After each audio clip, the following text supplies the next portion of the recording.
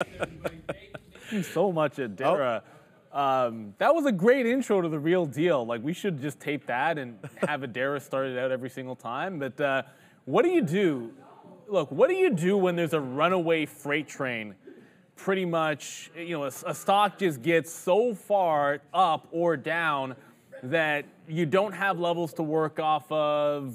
You're not really sure. You don't want to be buying the top. You don't want to be shorting the bottom. You just feel as if something's gotten out of control. However, it's the thing that is giving you the most amount of volume and opportunity as a trader. So you know you want to be on the name or involved in the move, but it's not giving you the normal setups that you're able to grab. And that's going to happen a lot in earnings season. And I'm going to talk about two in particular here. And one of them happened today on Palantir, and one happened this earnings season on Meta.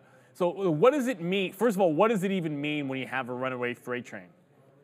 First things first, it's got to be moving outside of the expected range.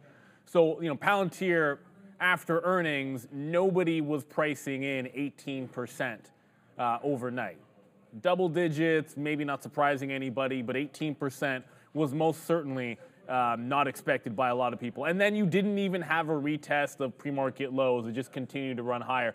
Actually tagged a 52-week high. So this is what I mean by a runaway freight train. It's exceeding all expectations, velocities there, all that good stuff. I mean, you can forget about its average true range because the ATR, like, it's just, you throw all that stuff out the window on earnings anyways, but it's going to be multiples of that. And it actually outdid its last earnings as well. So you have a lot to suggest that it was trading in much larger range than expected. Now, I'll give you my lesson today, because I was in it and out too early, as you can see, and we got to be able to show this. I took 20s long, and at the time, on a $20 stock, taking a couple of longs at 20 into 2050 is a 2% move. On almost every single day, you're going to be very, very happy with that trade. This is one of those days where getting more was incumbent on you as a trader. And the only way that I think you can start to work this when it's making that parabolic move up is to consider alternate execution strategies that are in a scalp basis. And what I mean by that is look at these little micro moves, and when you're playing dips and rips and breakouts, which is what I'm going to suggest to you in a situation like this, you're just going to tighten up stops and look for obvious entry points. And so what I mean is on my 3-minute chart, it finally pulls back. It tries to break an even dollar at 21. So here's the setup. It goes 20, I'm already out when it goes 20.50, but it goes to this $21 level, and you'll see it do this dipsy-do over-under, breaks it, goes to 21.10, pulls back underneath, and then when it tries to break that, it's not really a double bottom, but 20.80 was this candle wick here, then holds 20.80 again. When it gets back above 21, you look for the break of the local high, grip it and rip it, set your stop back at the 21 even area. It's consolidated over under at that 21. Just look for a 21.10. You're probably going to need 11s or 12s long with a 12-cent stop. Now, you know the stock is moving enough that it can get to the 50. It can get to the quarter. It can get to the 50. It's got that kind of volatility. But that sets you up to wait for it, let it get some people out at that 21. It's the first red candle on the 3-minute. Then you go long into the re-break.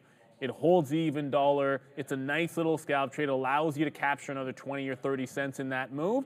And then just look for the same type of setup again at the 50 level, which was not quite as clean. It did wick back off the 50, re-break the 50 level, go another 20 or 30 cents. So there's ways that you can jump in, not necessarily looking for the 2% moves or the hold all day, but that little entry on a secondary breakout. You don't want to be punching that high the first time, but maybe that second time through where it established some levels for you. And then the other thing you should always consider doing, I always say when in doubt, zoom out. It's very important. If a stock is a runaway freight train, why were we talking about 21.85? Because that was a 52-week high. When it's down around here and it's breaking out, you already know it's well past any expected range that you would have thought would be there, and it's breaking the 20s. The only level up is 21.85. And now, obviously, anyone can look at that and see this is going to be the top or potential top because there's nothing else on the daily chart. But this leads me to what I love to do when you've got a stock this strong and this crazy, and that is the sympathy play. Now, Palantir, anytime you have something this strong, you're often going to find something within the sector that is going to move up on sympathy. In this particular case, other AI names started to go. Palantir only has a 5% short float. C3AI has a 37% short float, so in sympathy, this was headed to the upside. And I'm going to tell you why I was short C3AI off of this top right here. Because I was glued to watching Palantir when it was a runaway freight train into that 52-week top. And it was as simple as this. I see the 52-week top hold on Palantir, it ticks down. Do I have an entry on C3AI, and is it obvious? Answer was yes. Now, you could have shorted Palantir as well. I preferred only to be looking for longs in Palantir. That was my approach. C3I, the sympathy play, made a top, not quite as parabolic, shorted it 10 cents off that high and pull back into VWAP. You could have held it longer.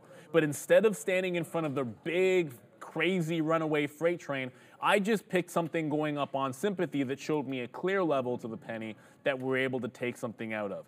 Now, when you have runaway freight trains, they're not going to be all as insane as Palantir. You will have some that, I mean, obviously Meta was insane as well. When I say insane, I'm talking about 25, 30%, those types of moves. But sometimes you're going to have a big cap tech name that's going to do its best to be in that range and again exceed all expectations. Now, I remember on the day of earnings for Meta, a lot of people had fantastic longs. I thought there was a chance at a gap fill because it was up so much, and you're not used to seeing something, when you get that 15, 20% on a big cap name, it can exceed those expectations. When it made the dip, it didn't quite get as far as I would have liked. But I'm going to take you back to what we were just talking about. Play breaks with tight stops on explosive movement. You've got to keep in mind that when something like this has already moved from 395 and it's going to sit there at the open and be trading at 460, you're up 15%. So even though you have missed a dip of what looks like $8 to $10, which normally that's a big deal on Meta, you've got to understand it's got a wider range at this point. So when it sets you up for the local top breakout, which is right at $460, at the open, you had this wick down and then a 460 top, a 461 break, a pre-market high break at 466. You had all of these little breakouts on the dollar, and there wasn't any red on the 15-minute candle until it got to 475. So much like in Palantir, you go from a mode of my regular trade is to look for the dip buy, catch the bottom, and get the lows. If that's not there for you, then simply take a bunch of scalp trades. Take a 61 into 63. Take a 65 into 66, a 66 into 70. Those are the moves that are available to you with relatively tight stops. The explosive opportunity is going to be there, but you've just got to find a way to adjust your parameters, not necessarily get that perfect entry, and join the crazy momentum. A lot of times this is the mentality people reserve for meme stocks. It's a lot easier to do that when it's a short float name like a GameStop or whatever was going, DWAX of the world and Funware and all that stuff. You're generally in that mode of thinking when you're trading one of those types of names. But you've got to understand that on earnings, something like Meta can do this. Something like Palantir can do this as well. And the other way to go, just to go back to Palantir because it's the big volume leader, the other thing you've got to consider, of course, is as fast as it goes up, it can come down that quickly. This is why I kept mentioning the whole notion of get your profits out on the way up on those breakout trades. Because look at, once it got a top, there again is no green candle. So you've got to remember, take profits quickly when you are buying these, they're not all-time highs, but close to 52-week highs, when a stock is past 20% to the upside, when a stock is past 25% to the upside. You don't necessarily want to be holding it for, I'm going to hold it for 10% down and swing it all day long. That's what you can do if you grab the bottom. But if you don't, just join the party with some smaller trades on every little bit of a hiccup that it does a pullback on. You've got to be able to switch gears. I know I stayed in one gear in Palantir. Whether you make or not, you can always do better. So when you've got a runaway freight train, You want to be able to switch gears once you notice it's happening and look for different setups. Little secondary breaks. It's that second break, not the first, when it takes that even dollar. Everyone's going to be trying to chase that first break at the even. It's that second break that can be good for you. It happened on Meta, it's happened on Palantir, and it's going to happen a lot in earnings season. So you want to be able to take advantage of them. And my personal favorite, though, is if you do want to go against the grain of one of these, if you can find a sympathy play, something that is moving adjacent to it, not on their news, but on its own news, or sorry, in sympathy to that news, it can be a little bit safer to set up a trade, because then you've got a leading indicator, and that is your runaway freight train. Palantir AI, it could be a couple of cannabis names, sometimes CGC moves, and you can go over to Tilray and fade that.